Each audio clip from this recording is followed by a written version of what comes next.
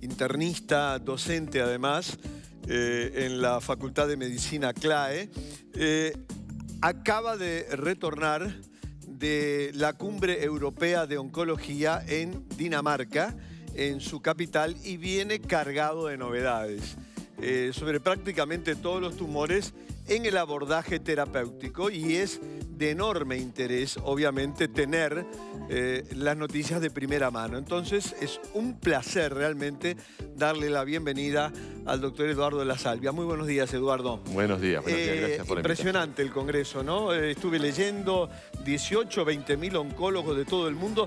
Se está acercando al americano de oncología. Exactamente.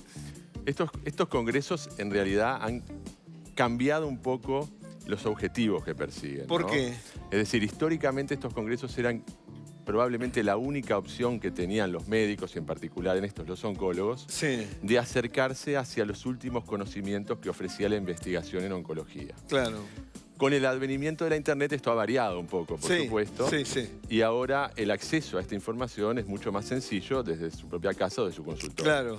Sin embargo, sigue siendo, sin dudas, una instancia en la cual es muy interesante compartir experiencias con colegas de otras latitudes, ver qué metodología de trabajo utilizan e integrarse en algunos casos a grupos multidisciplinarios, multinacionales también, ¿no? Sin duda. Eduardo, lo que estamos esperando nosotros y muy particularmente la teleaudiencia, novedades. Sí. Novedades en el tratamiento. Hubo algunos avances, se sigue trabajando, se sigue probando y con muy buenos resultados. Te pregunto de entrada, todo lo que tiene que ver con los fármacos biológicos moleculares. Exactamente. Estos fármacos, que son las nuevas generaciones de tratamiento oncológico, desde hace varios años, yo diría un par de décadas, y al compás del conocimiento del genoma humano, que ha logrado identificar mutaciones genéticas que tienen impacto directo en las características celulares que hacen que una célula deje de ser normal para ser una célula cancerosa. Sí. ¿Sí? Estos fármacos empiezan a ser producidos a través de procedimientos de ingeniería genética, sobre todo, Claro. para atacar directamente esas células. Y tanto en este congreso como en los previos, como en el europeo que tú mencionabas, como el americano que tú mencionabas también, son múltiples las líneas de tratamiento que se están promoviendo para actuar de esta manera. Es decir, atacar la célula oncológica con el menor daño posible sobre las de células normales. Eso es una maravilla, ¿no? Porque mata las células tumorales, preserva las sanas, a diferencia, Eduardo, de tratamientos tradicionales, por ejemplo, como la quimioterapia. Exactamente. La quimioterapia tradicional afectaba a la célula en su proceso de duplicación. Claro. ¿Sí? Entonces, aquellos tumores que tenían una velocidad de replicación acelerada se veían impactados por la quimioterapia, pero no se podía lograr que ese mismo tratamiento no afectara negativamente a las células normales del organismo. Hoy en día, las afectaciones genéticas de las células tumorales hacen que la célula neoplásica tenga prácticamente una cédula de identidad, ¿sí? Y que el tratamiento que se realiza vaya dirigido directamente a esa célula y a sus similares. ¿Estos fármacos biológicos moleculares se aplican en relación a todos los tumores? ¿No hay ninguno que quede por afuera? Bueno, el proceso de identificación de células neoplásicas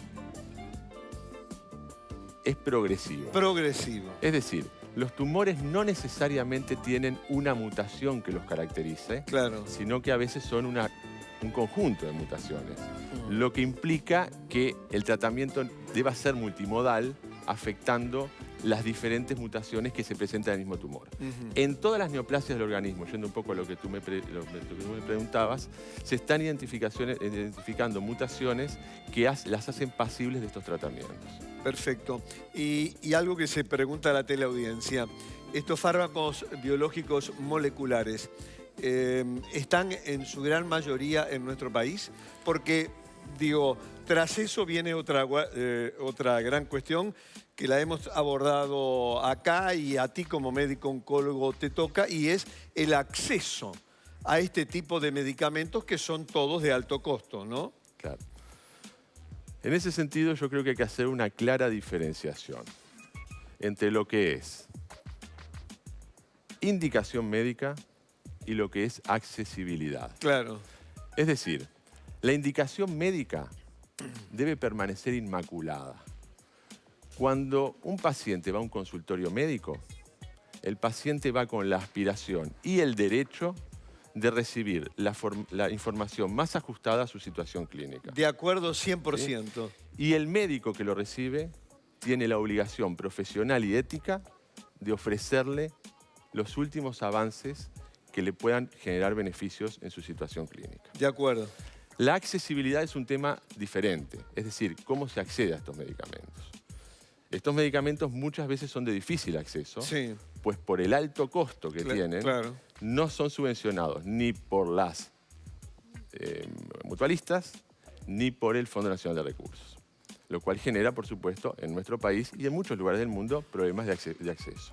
Exacto, exacto. Y al paciente no le queda, por ejemplo, en nuestro país otra alternativa que plantear un recurso de amparo ante la justicia. Sí. Y además con trabas, digamos, también con dificultades, eso lo hemos hablado con otros colegas tuyos, aunque hay un fallo de la Suprema Corte de Justicia de hace pocas semanas que es muy importante porque marca también la inconstitucionalidad, porque acá estamos hablando de derechos humanos, estamos hablando, como tú bien lo decías, del derecho del paciente a recibir el fármaco adecuado para prolongar, por ejemplo, su sobrevida, así sea por 1 año o por 6 meses, Eduardo. Exactamente, exactamente.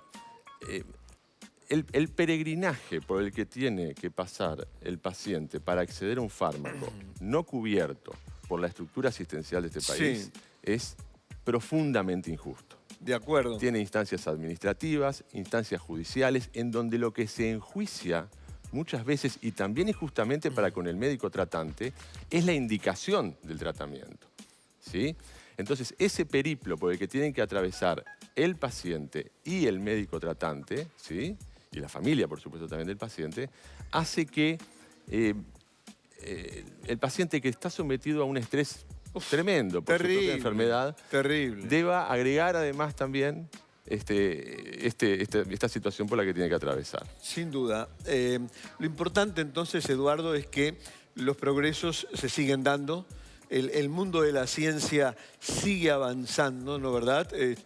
En el campo oncológico con los fármacos biológicos moleculares y seguramente también hay algunos otros progresos que están en estadios 1, 2, 3 y no todavía en el estadio 4 para, digamos, probarlo en humanos. En fase de investigación. En fase de investigación. Sí, sí. A lo que se apunta acá es a que el cáncer deje de ser, por ejemplo, cáncer de mama. El cáncer hoy en día tiene varios apellidos, ¿sí? Sí. Y la identificación de todos esos apellidos hace que se pueda afinar mucho más la propuesta terapéutica.